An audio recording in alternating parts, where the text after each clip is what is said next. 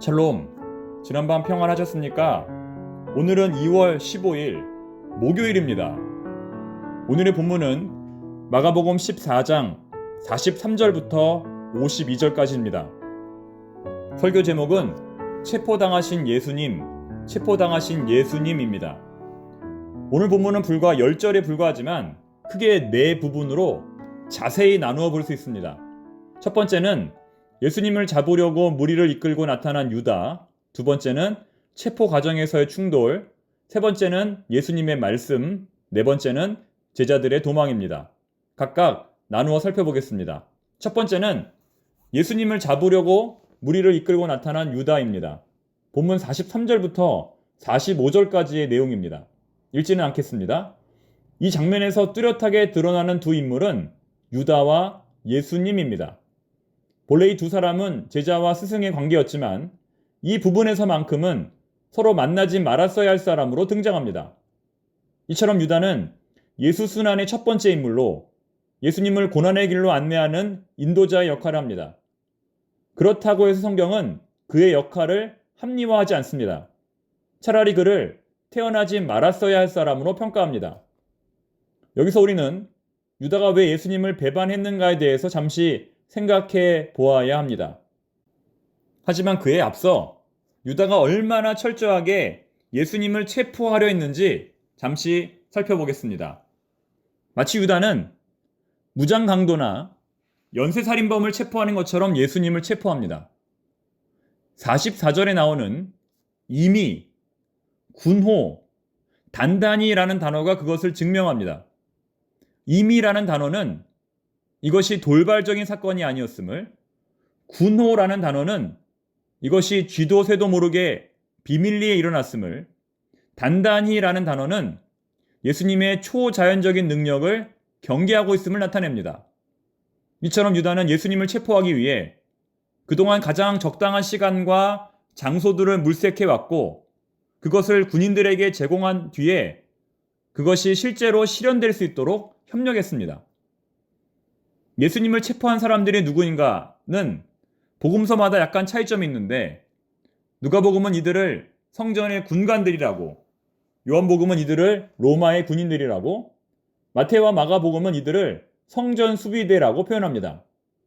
그들이 대체 누구든 간에 예수님을 잡기 위해 대낮이 아니라 새벽 12시에서 3시 사이에 이렇게 은밀하게 행동했던 것을 보면 그들의 행동이 그렇게 떳떳한 것은 아니었다라고 여겨집니다.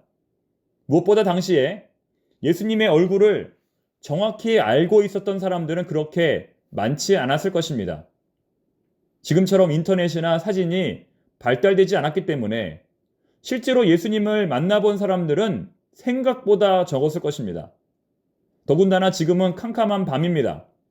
정말 예수님에 대해서 정확히 알고 있는 사람이 아니라면 수많은 무리 가운데 예수님을 구별해내는 것은 쉽지 않았을 것입니다. 그래서 유다는 예수님의 신원을 밝히는 방법으로 두 가지를 사용합니다. 바로 입맞춤과 랍비의 호칭입니다. 아마도 이 두 가지는 평소에 제자들이 예수님과 만날 때 즐겨 사용했던 인사 방식이었을 것입니다. 상대방의 마음을 안도시키는 가장 편안한 인사 방식이었을 것입니다. 하지만 유다는 이러한 존경과 애정의 표현을 배신의 도구로 사용했던 것입니다. 그렇다면 다시 원점으로 돌아와 유다는 왜 예수님을 팔게 되었을까요? 예수님의 생각과 행동에 얼마나 큰 실망을 하였길래 자기의 스승을 원수들에게 넘겨주려고 했을까요? 다자이 오사무라고 하는 작가가 가룟 유다 입장에서 그 이유를 쓴 직소라고 하는 소설이 있는데 그 책의 내용을 잠시 읽어드리겠습니다. 그 책의 내용의 일부를 잠시 읽어드리겠습니다. 네, 차분히 아뢰겠습니다. 그 사람을 살려두어선 안 됩니다. 온 세상의 원수입니다. 무엇이든 빠짐없이 전부 말씀드리죠. 저는 그 사람이 어디에 있는지 알고 있습니다. 곧바로 안내해드리죠. 하나하나 토막 내어서 죽여주십시오. 그 사람은 저의 스승입니다. 하지만 저와 나이가 같습니다. 33살. 저는 그 사람보다 오직 2달 늦게 태어났을 뿐입니다. 그런데도 저는 오늘까지 그 사람에게 얼마나 지독하게 이용당해왔는지, 얼마나 조롱을 받아왔는지 견딜 만큼 견뎌왔습니다. 화낼 때 화내지 않으면 사람으로서 사는 의미가 없습니다. 제가 지금까지 그 사람을 뒤에서 얼마나 감싸왔는지 아무도 모를 것입니다. 저는 그 사람에게 설교를 시키고선 군중들에게서 몰래 헌금을 거뒀고, 또 마을의 부자들에게서 곡물을 거두었고, 잘 곳과 매일의 옷과 음식을 번거로움을 마다 않고 구해왔는데, 그 사람은 고사하고 그 어리석은 제자 놈들마저도 제게 감사 인사 한마디 하지 않습니다.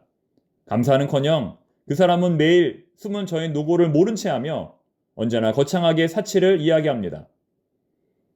백성의 장로들이 가야바의 정원에서 그 사람을 죽이기로 결의했다고 저는 그 사실을 어제 마을의 상인들에게서 전해 들었습니다. 이제 더는 미룰 시간이 없습니다. 어차피 그 사람은 죽을 것입니다. 다른 사람의 손에 넘길 바에는 제가 그걸 행하지요. 어제까지 제가 그 사람에게 바친 저의 한결같은 애정을 담은 이것이 마지막 인사입니다. 저에게 은하 30전을 주시겠다니 그것은 사양하겠습니다. 돈을 원해서 호소한 게 아닙니다. 돈 때문에 저는 아름다운 그 사람에게 늘 경멸받아 왔습니다. 그래서 저는 그토록 업신여기던 돈으로 그 사람에게 훌륭하게 복수하는 것입니다. 세상은 그저 돈입니다. 은하 30전이라니 얼마나 대단한지 그냥 받도록 합죠. 저는 그저 보잘것없는 상인입니다. 네, 감사합니다. 제 이름은 이즈카리옷의 유다, 곧 가룟 유다입니다. 여러분 어떻게 가룟 유다의 심경이 느껴지십니까? 본문의 두 번째 부분은 46, 47절로 예수님의 체포 과정에서 생긴 우발적 사고에 대해서 말합니다. 예수님의 체포를 반대하여 칼로 테러를 일으킨 제자 한 사람이 있었습니다. 하지만 예수님은 이 제자를 칭찬하지 않습니다. 다른 복음서의 내용을 참고하면 칼을 쓰는 자는 칼로 망한다. 지금이라도 내가 아버지께 청하면 12군단이 넘는 천사들이 우리를 도울 것이다. 그러나 그렇게 하면 어찌 성경의 말씀이 이루어지겠느냐 라고 말씀하십니다. 그리고 이어지는 48, 49절 말씀 보시면 예수님의 최후 변론이 나옵니다. 이것은 성경에 나오는 예수님의 마지막 변론입니다. 제가 한번 읽어보겠습니다. 예수께서 무리에게 말씀하여 이르시되 너희가 강도 잡는 것 같이 검과 몽치를 가지고 나를 잡으러 나왔느냐? 내가 날마다 너희와 함께 성전에 있으면서 가르쳤으되 너희가 나를 잡지 아니하였도다. 그러나 이는 성경을 이루려 함이니라 하시더라. 무슨 말입니까? 예수님은 이렇게 말씀하십니다. 왜 나를 강도를 잡듯이 잡으려 하느냐? 왜 나를 연쇄살인범 잡듯이 잡으려 하느냐? 내가 언제 너희들에게 폭력을 쓴 적이 있느냐? 그동안 내가 한 일은 사람들을 고쳐주고 복음을 전하고 사랑을 전한 것뿐이다. 왜 그런데 나를 이런 식으로 오해하느냐?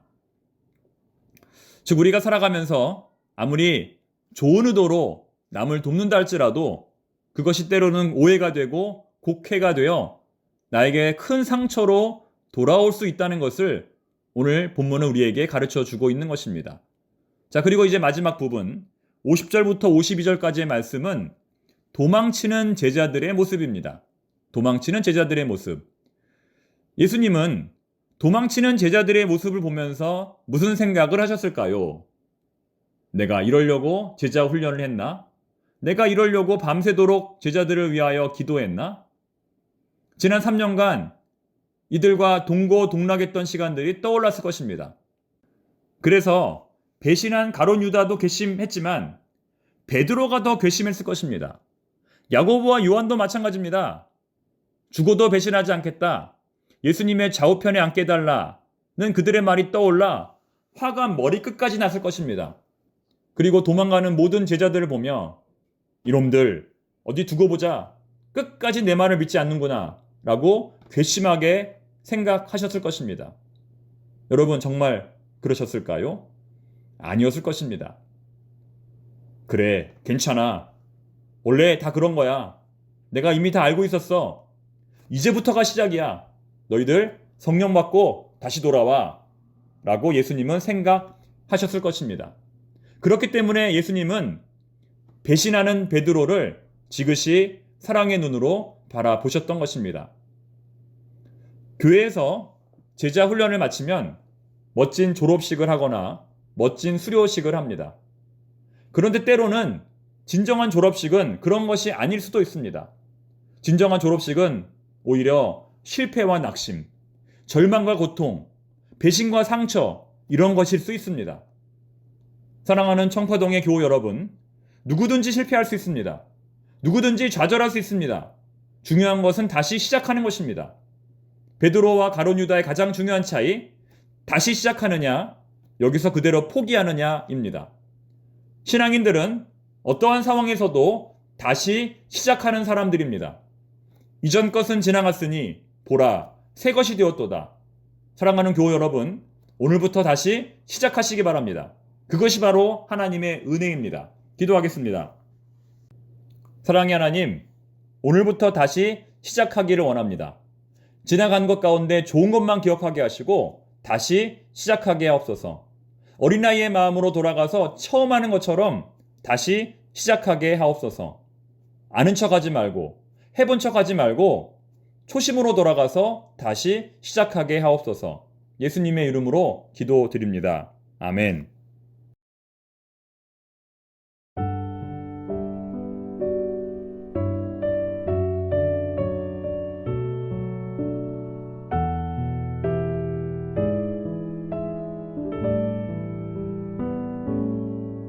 날마다 숨 쉬는 순간마다 내 앞에 어려움을 보내 주님 앞에 이 몸을 맡길 때 슬픔 없네 두려움 없네 주님의 그 자비로운 손길 항상 좋은 것 주시도다 사랑스레 아픔과 기쁨을 수고와 평화와 안식을